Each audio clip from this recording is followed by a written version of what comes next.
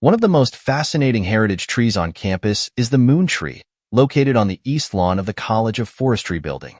This tree was grown from seeds that orbited the moon on the Apollo 14 mission in 1971. It was part of a scientific experiment to see if space travel would affect seed germination. This tree was planted in the spring of 1976 as part of the U.S. bicentennial celebration.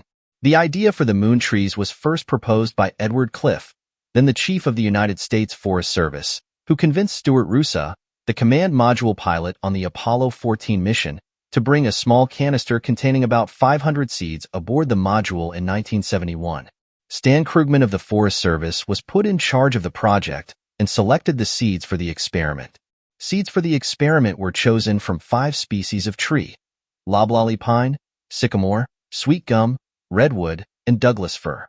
The seeds were sprouted when they returned to Earth, and most of the seedlings were given away in 1975 and 1976 to state forestry organizations in order to be planted as part of the nation's bicentennial celebration.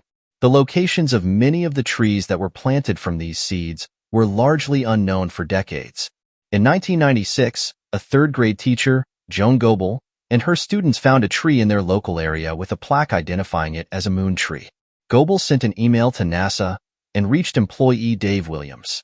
Williams was unaware of the tree's existence, as were most of his colleagues at NASA.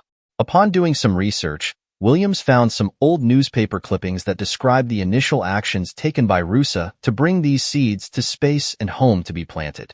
Williams posted a page on NASA's official website asking for public help to find the trees. The page also contained a table listing the locations and species of known moon trees. So if you ever come across an undiscovered moon tree, be sure to let NASA know about it. In 2011, this Oregon State University moon tree was rededicated in honor of astronaut Stuart Roosa.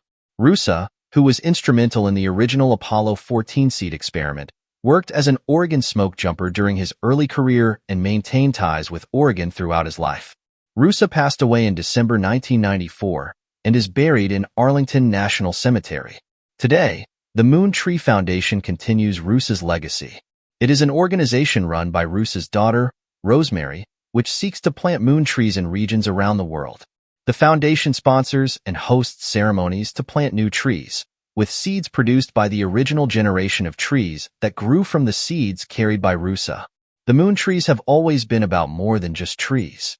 It is about our connection to the past and our journey to the future.